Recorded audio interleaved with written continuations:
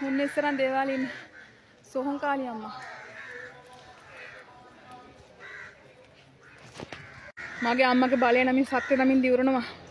අම්මා මට දුන්න බලය සත්තයි. ඒක කවුරු පිළිගත්තත් එකයි අපහාස කරන මිනිස්සු නින්දා මේ විදියට ඕන් කරා යන්න ඕනේ මගේ අම්මා. මම කිසි වැරද්දක් කරන්නේ නැහැ. අම්මා දුන්න සත්‍ය බලය මම ඒක ඇත්තක් කියලා කිව්වා විතරයි. මිනිස්සු නින්දා අපහාස කරනවා අම්මා මේ අම්මගේ බලයට. මට ඒව අදාළ නැහැ. හැබැයි මාට නින්දා කරන සියලු දෙනාම මගේ අම්මට බාර කරනවා. මේ සෝංකාලි අම්මා සත්තයි. අම්මා දුන්න බලය සත්තයි. බොරුවක් කරේ නැහැ, වංචාවක් කරේ නැහැ. අවංකෙන් ජීවත් වුණ කෙනෙක්. මගේ අම්මා සත්තයි. එදා ඉඳලා මම අවංකෙන් ජීවත් වුණා. නැති බැරිකම් කිව්වා තමයි. ඒත් මම මිනිස්සුන්ට වැරදි කරේ නැහැ කවදාවත්. මට අපහාස නින්දා කරන සියලු දෙනාටම මගේ අම්මා බලා ගන්න ඕනේ. මගේ සියලු දෙනාම මගේ අම්මට බාර කරනවා. අම්මා දුන්න දේ සත්තයි මේ ජීවමාන වැඩ තියෙන අම්මා සත්තයි. මුන්නිස්සරන් දේවාලේ ඉන්න අම්මා සත්තයි. මට හම්බුණ බලය සත්තයි.